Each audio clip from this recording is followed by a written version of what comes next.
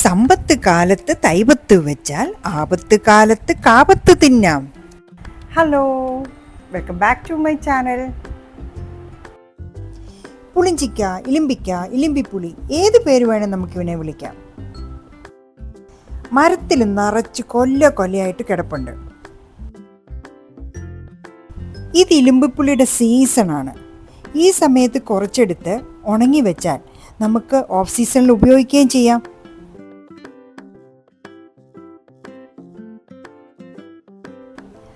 അച്ചാറായിട്ടും ജ്യൂസായിട്ടും മീൻകറിക്കകത്തും അങ്ങനെ പല രൂപത്തിലും ഭാവത്തിലും പച്ചയ്ക്ക് തന്നെ ഇവൻ നമ്മുടെ കിച്ചണിലെത്തും.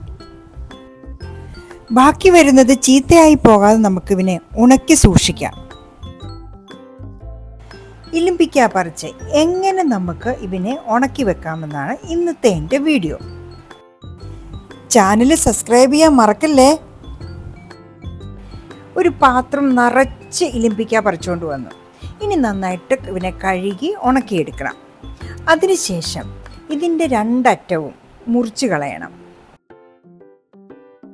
എന്നിട്ട് നമ്മൾ ഈ ഇലിമ്പിക്കയെ നടുവേ കീറും.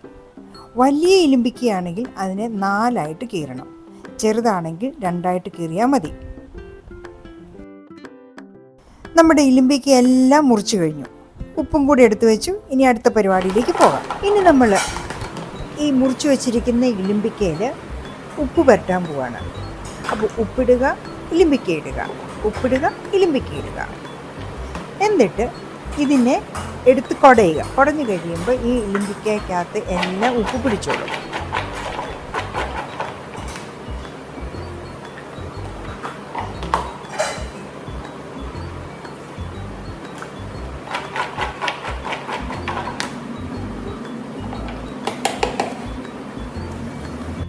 ഇനി നമുക്ക് ഈ ഇലിമ്പിപ്പുളി ഉണങ്ങാൻ വെക്കണം.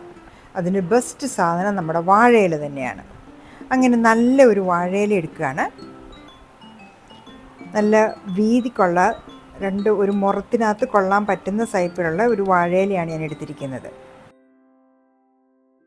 ഒരു ഉണങ്ങിയ തുണിയിട്ട് വാഴയില നന്നായിട്ട് തുടച്ച് വൃത്തിയാക്കുക. അകവും പുറവും നല്ലപോലെ തുടച്ചെടുക്കണം. മുറത്തിനകത്ത് നല്ലതുപോലെ വാഴയില വെച്ചിട്ട് ഉപ്പ് തിരുമ്മി വെച്ചിരിക്കുന്ന നമ്മുടെ ഇലിമ്പിപ്പുളി ഇതിലേക്കിടുക. കാണുമ്പോൾ ഒത്തിരി ഉണ്ടെന്ന് തോന്നിയാലും ഉണങ്ങിക്കഴിയുമ്പോൾ ഇത് വളരെ കുറച്ചേ കാണുള്ളൂ. നന്നായിട്ട് നിരത്തി വയ്ക്കണം, കൂടിക്കിടക്കരുത്. ഒന്നിനു മേലെ ഒന്ന് കൂടിക്കിടക്കാതെ എല്ലാം ഒരേ നിരപ്പിൽ തന്നെ നിരത്തണം.